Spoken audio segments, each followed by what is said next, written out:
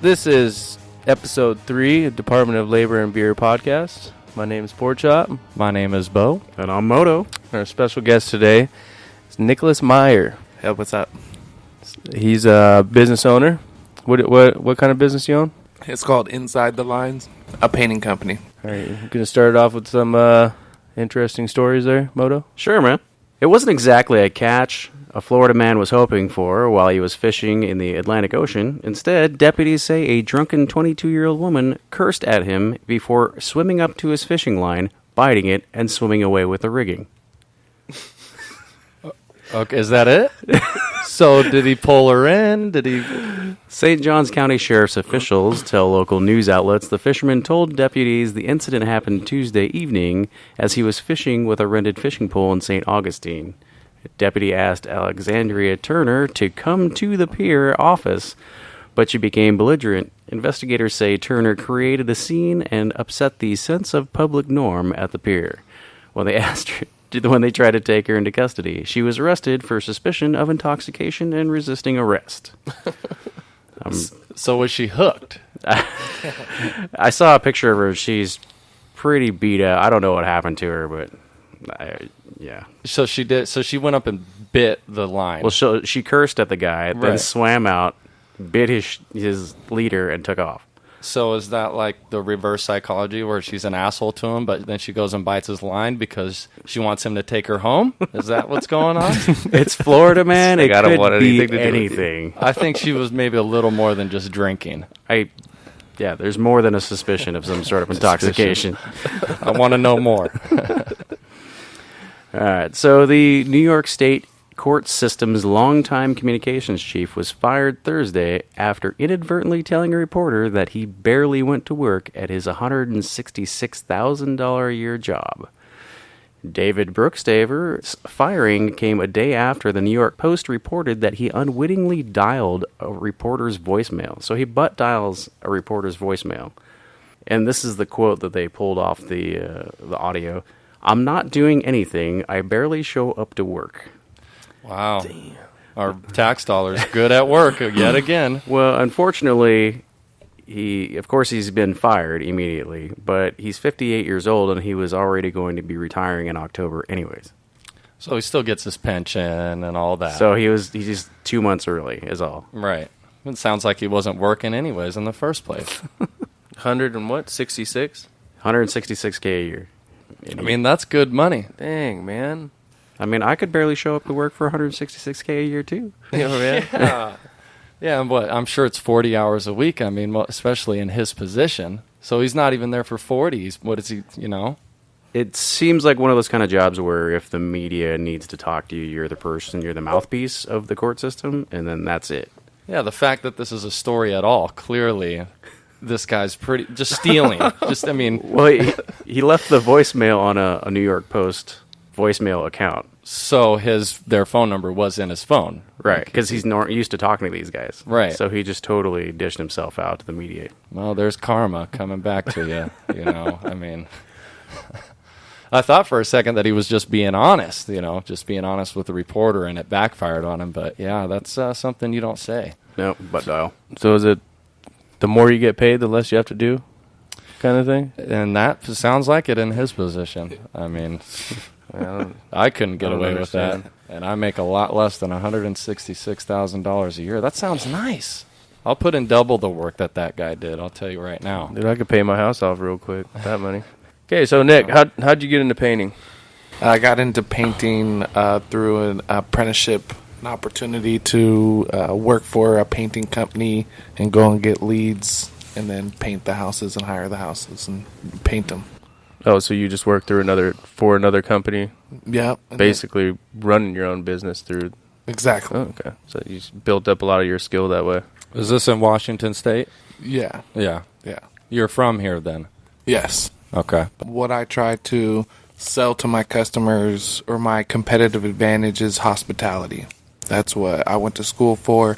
That's what I used throughout my whole life to gain advantage. So you went to school for this?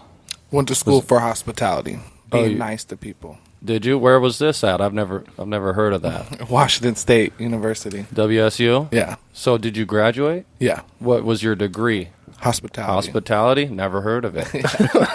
So you are a professional at making people happy, taking care of people. Yep. Well, I mean, that's how you're going to keep customers. So how long did you do this apprenticeship for?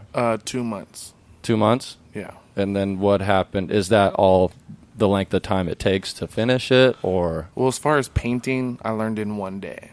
And Right. then from there, you then go out and basically go get your own jobs. And then once you get your own jobs, you then hire people and train the people how you learned and then do the jobs with them. And while that's going on, continue to get more jobs and try to do as many jobs as you can.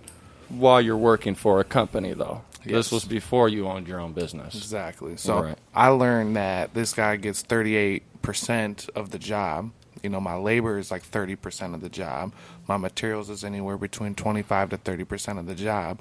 That leaves me with like less than, 10%, if that, to do the job, to get the job, to hire the people, to finish the work and do all that. So I knew that there was opportunity for more. And then towards the end, basically, it took me so long to do the job that it would take me a week to find a job, a week to do a job, a week to find another job, and then a week to do it. So I was only doing 2 jobs a month. And so the person who I was working for said it basically wasn't worth, having me around to, do anything. So this, just kind of ended. That was it. The person who I was working for, they saw what I was doing and then went to do that on their own. And they came to me and said, hey, I found somebody that wants to, have their house painted. Do you want to do it with me? I said, yeah. So we did it. And then we split it 50-50. And so that was like, it was like $4,700. So we split that in 1 week. And we were like, wow, this is a lot better, than what we were doing before. And so we started to look for opportunity to, find more work. And so through like lucky chances, we found, the internet, and he found somebody that basically their job is to provide leads. It's a lead service. So you can pay, $35 and they'll give you a customer's name, information, their address, and they're looking for that. So that's the hardest, part that I find is that when offering my services, how do I find someone that is interested in my services? Well, they already do that for me. So Right. the people in my industry who are the successfulest pay for everything. Right. Yeah. Yeah, you do it all on your own. Yeah, but as far as like the customers, they're on like Angie's List or other, lead generating systems that they pay for to just pay and buy the customers. So then Right. their job then turns into like my goal is to then just to be doing the bidding of the jobs and then give those jobs to like a labor force and then have them do that. Right. So as far as how much it costs, like, is that just something that you learned through the apprenticeship and working for that other guy, or? Yeah, I mean, you kind of make it up as you go. Like, for me, my whole philosophy on life is if I have $0, I'd rather, work hard and earn $50. $50 to me is better than no dollars. So, that's how I got a lot of my business was, underbidding jobs, basically, like Right. saying, I'll do this for $1,000, but like that's a lot of money to me, So Right. it wasn't like I knew how much I was going to work for, and however long it took me, that's how long it took me. So as far as the cost of the materials and the paint, you just start with less and continue to buy more. And so throughout my experiences, I learned that it's better just to charge for labor and then have them pay for the materials and whatnot. So that way you're not out if you underbid how much materials or paint it's going to cost. They're going to pay for it. It also gives them the opportunity to then pick and choose what kind of paint quality they want, who they want it to buy from, all that good stuff. And they pick it up. I don't have to go pick it up. I just show up to work and get the job done for them. So the way you work it is your customers go up and get the material. They buy the material. Yeah, but I give them the chance, I say, hey, I don't need any money up front. You can pay me when I'm all done. However, if you want me to pick up the paint and the materials, then I just ask for 25% up front. That way it gives me money to buy those necessary things, and I can give you the receipts at the end, and you can reimburse me. Right. So I can do that for them if they like, but it just gives them the option and gets me out of, spending the money for the materials and the paint. And so what I use now, like there's a website called homewise.com, which I tell homeowners about, which I use as a base to judge my estimates. You type in the square footage and the zip code, and it tells you exactly how much it's going to be, a ballpark from a low to a high industry. So it tells you the paint cost, the labor cost, the materials, the equipment, all that for any industry, and then it gives you the low to the high. And so based on the conditions of the house, you can how soon the customer wants it done, a whole bunch of array of things, but most of the condition of the home is where it's going to be like in that price range. So it's anywhere from $1 a square foot to $2.60 to $2.60 a square foot.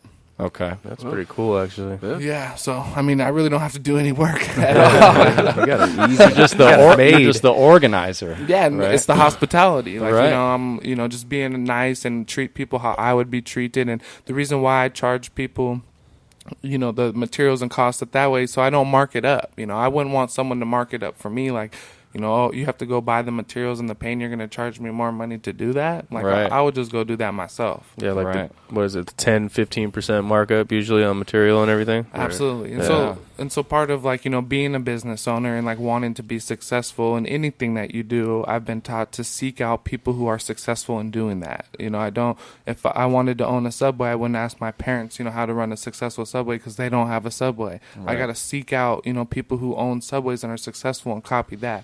So the people who I've seeked out as far as role models in my industry of this, they said that the markup is, that's very commonplace and it's commonplace in practice. And so it's good. It's best to show them, and break it down for them and be very honest with them. And, this is the cost. The overhead of running a business is real. You know? Right. So that's something that I struggle with, being that really I've only been painting, only for 5 years. And so it's just kind of been a thing that I do during the summer when I was home from school. And so now that I've graduated, I tried an office job and things like that. But when I can make in 1 month, the same amount of money same amount of time, money that it would take me to make in 4 to 6 months, I'm working 4 or 5 months and not trying to work the rest of the year. Right. So off of that, is most of your work done in the summertime? Absolutely. So this is so there's what I like about it too is that it gives me a break. It's so I'm working 10 to 12 hours every single day, Monday through Sunday. I'm trying to please all my customers and do as many jobs as possible while doing as much as the work as I can do myself as possible to make as much money.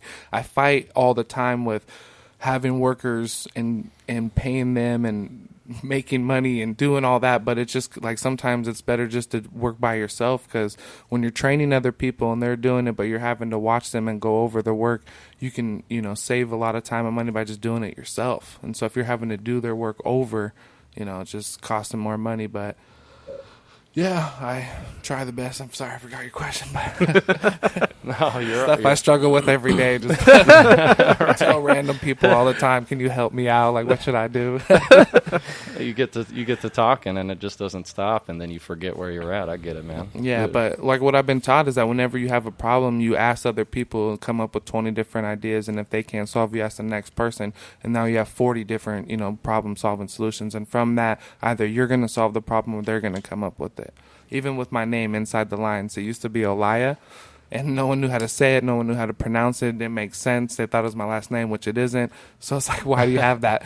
But this whole thing that I learned, part of reading and trying to educate myself, is that someone has to say it 6 or 7 times to become familiar with it. And so if they didn't know how to say it, they'd have to repeat it, and I'd have to tell them and spell it out for them. So the more times they'd become familiar. So it was reverse psychology.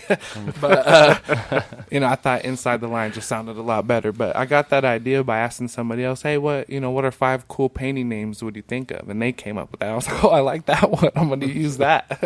That goes back to you just getting advice from other people. Mm-hmm. And that's a big thing. Whenever you're going into something new or trying to learn something new, your analogy was perfect. You're not going to ask your mom and dad how to run a Subway. You're going to go and talk to people that have run Subways. So that's pretty much kind of how you learned how to start your business then. Absolutely. Your experience and asking people that were successful in it. And just not being afraid.